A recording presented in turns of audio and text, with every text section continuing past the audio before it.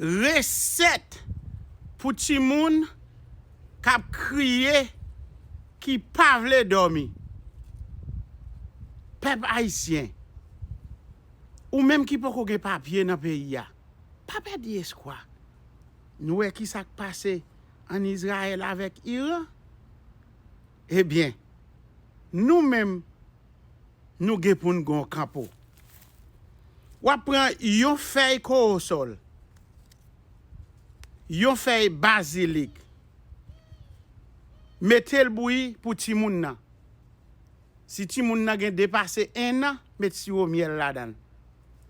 S'il gen moins que 1 an, mettons petit sucre ou bien un petit sirop canne. Bay timoun nan brel.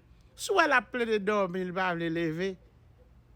Level ou bien bal manger nan dormi ya.